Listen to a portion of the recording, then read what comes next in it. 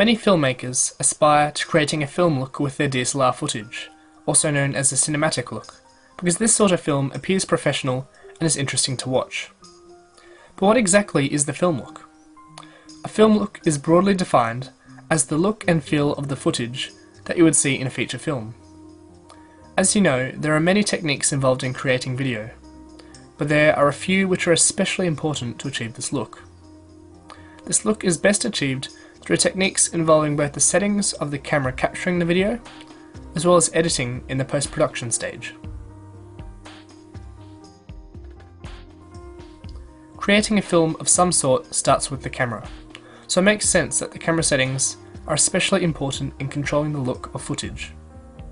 It is still possible to create a cinematic look in post-production with just about any footage, but controlling the camera settings will give you much greater control over the final product. First up, make sure that the camera is operating in manual mode to allow for complete control of the settings. In most Canon DSLRs, this setting is called movie exposure, so make sure that this is set to manual. A frame rate of 24 or 25 frames per second is one of the most important aspects of shooting video that will look like film. The frame rate is one factor that changes the amount of motion blur in footage, and this is why it is so distinctive from other formats. I can't show you what 30 frames per second or 50 frames per second looks like because this tutorial itself is being played back at 25 frames per second. However, it is easy to find examples. If you search for comparison of frame rates on the internet, you will get a taste of what the others feel like. High frame rates have an odd feel to them. The technical reason for this is that the motion is smoother and there is less motion blur than traditional film. Also, we have been conditioned to perceive 24 or 25 frames per second as film, because this is the traditional frame rate shown in cinemas. High frame rates look more realistic, but realism is not what we're looking for in this case.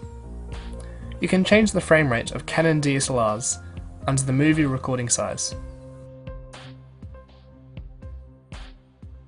The shutter speed also changes the look of motion blur, and so this needs to be matched with the frame rate. The general rule is that for natural looking motion, set the shutter speed at double the frame rate. This means that when filming at 24 or 25 frames per second, choose a shutter speed of 50. This is known as the 180-degree shutter rule, and it comes from the traditional shutter size of film cameras. Here's an example of what a higher shutter speed can look like. As you can see, the motion of the cars appears to stutter. This is what a shutter speed of 1/50th of a second at 25 frames per second looks like. The motion of the cars appears more natural. A shallow depth of field is usually associated with the film look. Depth of field is the distance between the nearest and furthest objects that are in focus. A shallow focus means that you can get shots that look like this. The subject is in focus and the background is blurred. This is good for directing the attention of the viewer. A deep focus works better for wide shots when you want to keep everything in focus. To control the depth of field, adjust the aperture. The f-stop value controls the aperture. A lower f-stop value means a wider aperture and a shallow depth of field, while a higher f-stop value means a smaller aperture and a deeper depth of field. It's reversed to what you think. To control the exposure, change the ISO setting.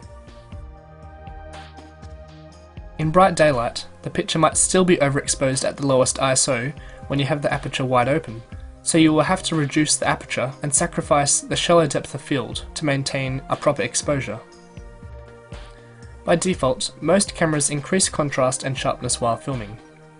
This makes footage look good right out of the camera, but if you intend to color correct footage later, it reduces the flexibility that you have. Many cameras have a neutral picture style preset for this reason. Make sure that you enable this to have more flexibility in post-production. Remember that you can always add contrast or sharpness later. Whatever footage you have to work with, you can always make it look better in post-production. A common issue with low-budget DSLR filmmaking is making smooth camera movements. A shaky effect can have its applications, but in most feature films you will see that the camera movements are silky smooth. The professionals use hardware stabilizers like this, but these are expensive. We can achieve a similar effect with the software that we already have. Beginning with After Effects CS 5.5 and Premiere CS6, Adobe included an effect called Warp Stabilizer, which is super easy to use. To use Warp Stabilizer, search for it in the Effects panel and drag it onto your footage. It will start to analyze the motion in your footage and then try and stabilize it after it does some processing. Keep in mind that it could increase render times a fair amount and that it usually reduces the resolution slightly. In some cases, artifacts appear when the footage is too shaky. Sometimes lowering the smoothness in the effects control panel can help, but this could just mean that the clip just isn't suitable for stabilization. This effect usually works great without any tweaking, but you can adjust the settings for your taste. The smoothness control does just what it says. It controls the amount of smoothing applied. Along with stabilizing the footage for smooth motion, Warp Stabilizer can also make the camera look completely still. To do this, change the motion result to no motion. This is helpful for shots that should have been done on a tripod but weren't.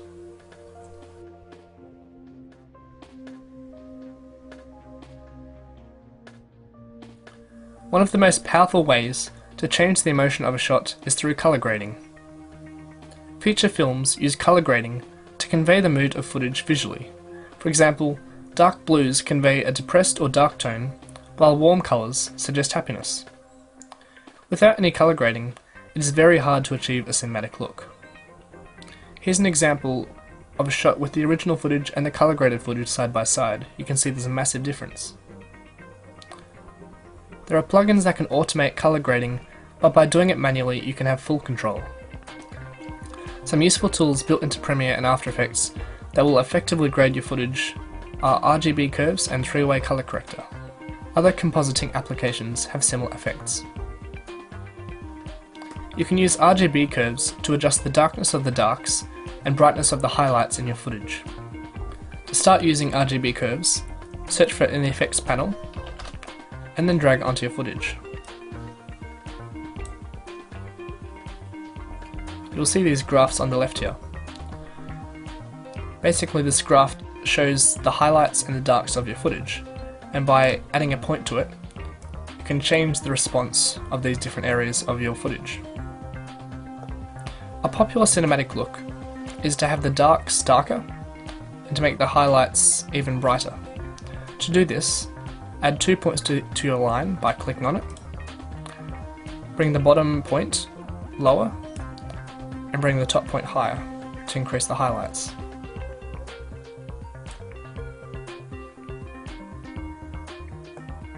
How you change the curve depends on the footage that you have and the effect you are looking for. For example, a comedy short film will have a different look to a thriller.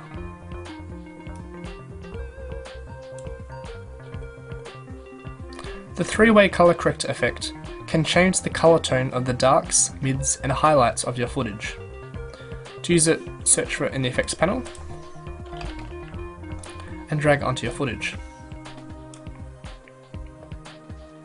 Once we scroll down here, we can see there are 3 circles for each of the parts of your image: the shadows, the midtones, and the highlights.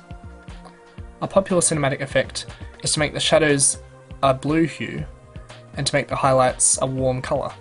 So to do this, we drag the circle in the shadows to the blue part of the spectrum and move the highlight circle into the orange and yellow part.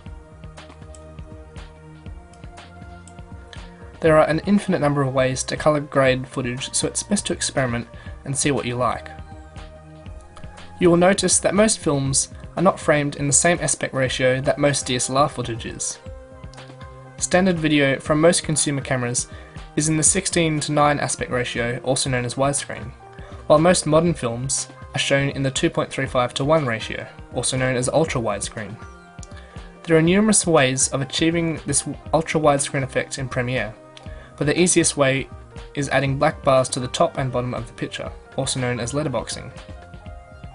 You can achieve this by making an image mask yourself in the right aspect ratio, or downloading this image, also in the description.